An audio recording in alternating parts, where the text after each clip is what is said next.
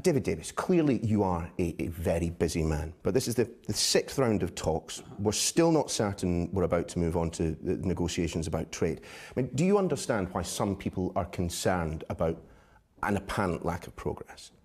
Well, I can see why people, just coming back to it from time to time. Actually, there's been a huge amount of progress. I mean, the Commission started off saying we want to do this way, and we thought about arguing it, but actually we decided, look, there are things in this which we need answers on ourselves. Citizens' rights being the biggest one. And that one, when we started, there was no knowledge of what was going to happen on citizens' rights. Now we're pretty clear how it's going to turn out. All the 3 million people in Britain today, the million Brits in Europe will have a protection of their current lifestyle, really. That sort of thing alone, let alone the other 3 or 4 things we're dealing with, is a big achievement. But one of the things that appears that is a sticking point is money. It really is at the heart of all of this, isn't it? And you've got, it appears to me, 2 weeks to come up with some more, according to Michel Barnier. Well, yeah, in every negotiation, the other side, each side tries to control the timetable. The real deadline on this, of course, is December. It's the December-October Council, which is, I think, about 14th December, thereabouts. But your readers, your viewers, are all taxpayers, I suspect, one way or another, and they would not want me to just come along and just give away billions of pounds. So we've been very, very careful, and it's taking time, and we will take our time to get to the right answer. But the simple fact is, until there is an agreement on the figure from both sides, we aren't going to move towards those trade talks. Well, no, that isn't the case. I mean, what they've used this phrase, they invented this phrase, sufficient progress, right? It's in, as it were, in their control what it really is. But one of the reasons they did it was because we said, all right, we'll do this sequencing, but don't imagine you'll have a number or a formula at the end of it. We'll get towards that process, but you won't have a number or formula before we move on to the next stage. They accepted that. So it's not to be expected suddenly we're going to come along and say, here's another 5 billion or whatever, But to move on to phase 2, I mean, it's not within your gift, is it? It's within theirs. Well, it's both, of course, but yeah, the 27 will make their decision whether or not to move on. That's right. Do you concede in the same way that the Chancellor has done that this uncertainty, and businesses are looking for details about the transition period, businesses are looking for details as to the final deal, that this uncertainty is having an effect on the economy? Well, it has. Of course it does. Of course it does. I mean, we've got a 2-year negotiation going on, But the businesses we're talking about, I mean, I was a director of a FTSE 100 business, actually 2 of them at various times. I know quite what it's like. You don't have absolute certainty in business. And if you're in business, you know that when you start a negotiation, you don't know exactly how long it'll last, or indeed what the exact outcome will be. You know where you're going, and what we're doing in this exercise is trying to design this to give the maximum certainty. So that's one of the reasons that we're saying one of the first things, indeed the first thing, we're going to set to resolve in phase 2 as soon as it starts, is the implementation period or transition period. Yeah? What that will do is give businesses 2 years to plan, or thereabouts, when we get to the end, so they'll be able to make a plan on the basis of certainty. So that's designed specifically to give certainty. But isn't it the case that actually, you mentioned there, you never know how long the negotiating process will last, but we do, don't we? We have a date at which we will be coming out of the European Union. We know that. We know whether the end or not we have a deal is down to you and them. We know the end stop. We know when we're aiming for, which is the sort of latter part of next year, autumn 2018. Both sides want to hit that sort of target. So, we have a broad idea, but in terms of what the outcome will be exactly, in any business, in any even remotely complex business negotiation, even if you go buy a house, you don't know when you start whether you're going to end up with the carpets and curtains, what the exact price will be, etc., etc.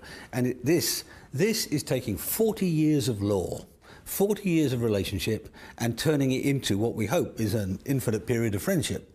So that's a complex thing to do. The most complex negotiation probably in history. And so, people will be unreasonable to expect absolute certainty from day one. Given all of that, why then won't you countenance any set of circumstances in which Article 50 could be paused to increase the amount of time available for the negotiations? Well, you just said, businesses are looking for certainty. They want another uncertainty, extending the thing into the future. Also, in order to pause it, not pause it, in order to extend it by a year, let alone pause it, I'm not sure you can pause it, but even to extend it by a year takes unanimity of all the other 27. What do you think the price of that would be? You know, when you require unanimity from 27 countries, I can tell you it'd be very expensive. I thought they weren't trying to punish us. I thought they wanted us to have a good deal out of all of this. Listen, in a European negotiation, very often you find one country will hold it to get something it particularly wants. If you say to 27 countries, well, we'd like another year, thank you, one of them will put a price on it, at least, if not 27 of them. If we do move on to phase two, and that is not yet certain, you've got around about 10 months to work out, as you say, the most complicated trade deal in our nation's history. The European Union doesn't appear to think it can be done, so why do you? Well, because it'll be, well, two overarching reasons. Number one, we're starting from the same place. Most trade deals, you know, if we did a trade deal with America, we'd be looking at the standards of the products we're selling to each other, all that sort of stuff. With the European Union, they're the same. You know, we have exactly the same standards on the day we leave. So you're actually controlling divergence rather than convergence. So you've got an instant couple of years saved out of that. The second thing is that what we're looking for is actually very simple at one level. And that is we want a no tariff, a tariff-free deal, which then allows us to have a very simple customs agreement. Those things make it simpler, make it easier to do quickly. Can we just talk for a second about the possibility of no deal? And of course, you're not working towards that, you're working towards a deal, but it remains a possibility, and I'd submit perhaps more of a possibility than ever before. I mean, if a deal is not struck, would that represent a personal failure? Well, no, two things. Firstly, I mean, you're right, it's not what we're aiming for.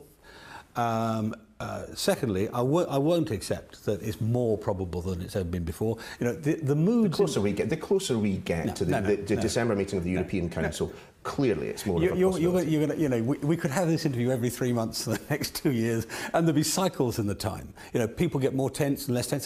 That's how negotiations advance, by pressure on each side. But understand, one of the parts of my job, third to half of my job in a way, is planning for every outcome. And we have a huge planning operation for every outcome. And we will be ready if that happens. It's not what we want, because the trade deal that we're talking about is not just trade, security, foreign affairs, defence. All those deals are much better than no deal. But let's just examine what could happen in the event of a no deal. If Brexit means Brexit, if no deal means no deal, the day after we come out of the European Union, there could be knock-on effects to our policing. You have to be a member of the European Union to be part of Europol. Euratom as well. There could be real significant consequences for our health service. Aviation, let's be clear about it. The day after we come out, planes might not fly. Well, that's what I've heard said, but it's not the case. Look, let's just take one country. I mean, just because you've got 27 countries who've got an interest in this too, not just us. Let's take Spain.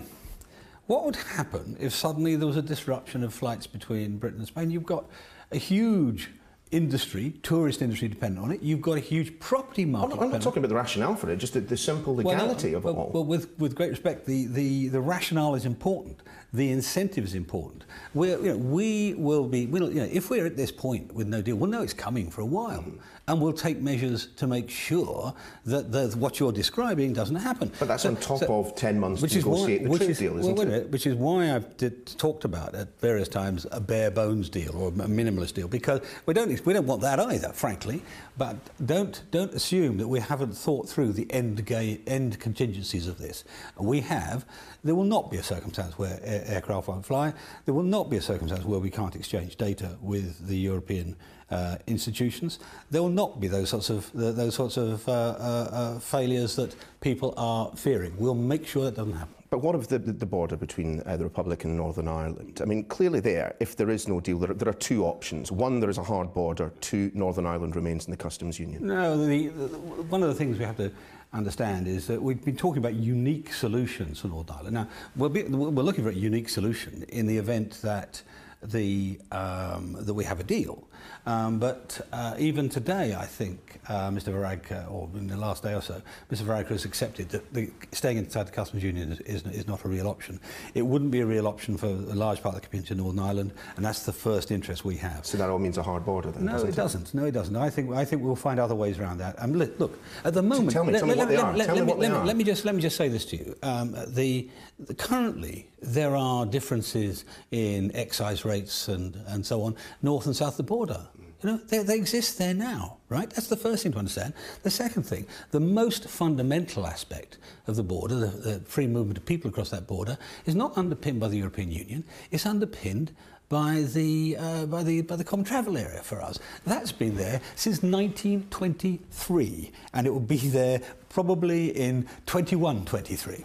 We've learnt today that the European Union is actively planning for a future, a situation in which Theresa May is not Prime Minister. Have you given any thought to that?